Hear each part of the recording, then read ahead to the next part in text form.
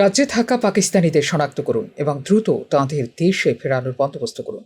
এই মর্মে দেশের প্রত্যেক মুখ্যমন্ত্রীকে নির্দেশ দিলেন কেন্দ্রীয় স্বরাষ্ট্রমন্ত্রী অমিত শাহ। একাধিক সংবাদ মাধ্যমের প্রতিবেদন অনুযায়ী শুক্রবার দেশের সব মুখ্যমন্ত্রীর সঙ্গে কথা বলেন অমিত শাহ।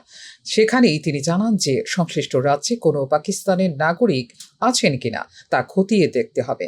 যদি কেউ থেকে থাকেন তবে তাঁকে শনাক্ত করতে এবং ফেরত পাঠাতে হবে পাকিস্তানে। পেহেলগাঁয়ে জঙ্গি হামলার জেরে ভারত পাক দ্বিপাক্ষিক সম্পর্ক কার্যত শেষ।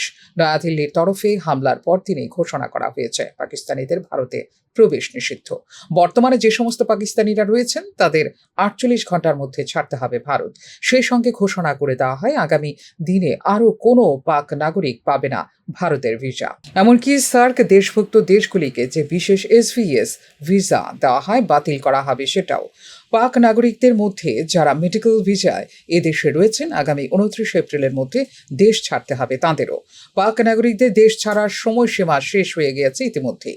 সময়সীমা শেষ হওয়ার পরেই সব রাজ্যের মুখ্যমন্ত্রীর সঙ্গে কথা বলেছেন অমিত শাহ। প্রত্যেক রাজ্যকে খুঁজে দেখতে হবে কতজন পাকিস্তানি রয়েছেন, তাদের দ্রুত ফেরত পাঠাতে হবে নির্দেশ দিয়েছেন স্বরাষ্ট্রমন্ত্রী অমিত শাহ। তবে লং টার্ম ভিসাধারী পাকিস্তানিদের কি হবে প্রশ্ন উঠছে তা নিয়েই।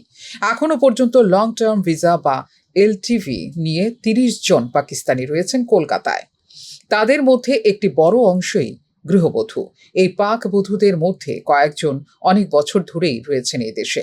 নিয়ম অনুযায়ী পাকিস্তান থেকে বিবাহ সূত্রে কেউ ভারতে এলে বিবেচনার পর প্রথমে তাকে 5 বছরের জন্য LTV দেওয়া হয়। এরপর থেকে 1 বা 2 বছরের ভিসা দেওয়া হয়। সেই ভিসা পুনর্নবীকরণের জন্য পাক নাগরিকদের গতিবিধি সম্পর্কে ওয়াকিবহাল থাকতে হয় গোয়েন্দাদের। শাহের নতুন নির্দেশের পর লং টার্ম ভিসাধারীদেরকেও কি এবার ছাড়তে হবে ভারত প্রশ্ন উঠছে তা নিয়েই। ফিউরো রিপোর্ট, নিউজ নাও।